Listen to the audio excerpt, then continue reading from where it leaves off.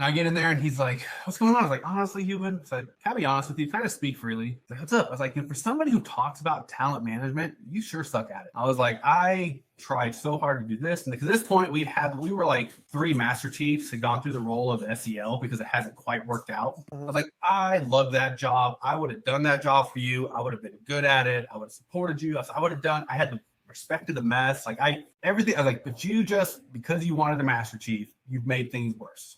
And it's on you. And he was like, well, okay, you want the job? I was like, no. I was like, quit making me fill it in. I was like, I'm out of here in 6 months, dude. I don't care about this. He goes, if I can get you extended for 1 year and make you the SEL, to this point, he was struggling to fill it. I said, yeah. I said, Human, if you can make this work, I'll be your SEL right now. You gotta make it work though, because I have orders to see duty. He's like, we can make this work. And this is where the rubber kind of met the road, where I was like, okay, let's figure it out. So he got it approved. This is where it gets neat. This is all hearsay because I was told this.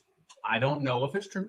I don't know all the backstory, but I will relay what was told me because I think it's important people understand that there are times that people try to play games behind the scenes that just wreck people. Man. He went ahead. It was approved at PERS for me to be extended for 1 year to fill that job. But because my community, I don't think wanted me to stay and fill the SEL role, it was taken to the 3-star at I4 who said no. So the 1-star at PERS said yes, but the 3-star at IW who owned the billet was like, no, he's got orders to sea duty. And the AGCMs were like, no, you got to go. You got to go do your sea duty. And then maybe after that, if a job's open for SEL, you'll get a chance.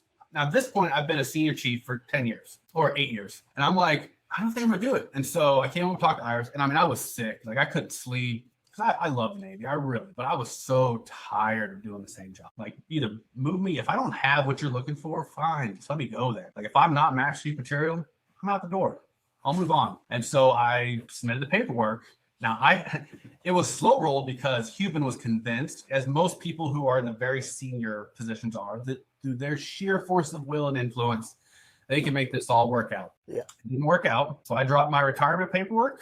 I only had 4 months till I was getting out. I got out. And that's why, when I walked away from the Navy, like, I was done. I actually started my job. I went to Amazon as a human resource business partner. I was still on terminal when I started that job. And a couple things made it real clear. If you're not appreciated where you're at, go somewhere else. There are people out there that will pay you for your experience. I was making more money in Amazon than I would have made if I was a fleet master chief. I mean, there's a market for people that want to lead and solve complex problems. Go find it. And I was like, man, why was I staying at that? Love the job, but I needed a new job and I couldn't get a new job. And that's why I moved on. Iris was in school to be a physical therapy assistant. She was living her dream. And I was like, I'm just gonna go to Amazon and make a bunch of money while she's in school and we'll figure it out from there. But it was 2 commands in a row where it was like, we're gonna make the SEL, which is the last check I need. Because I asked,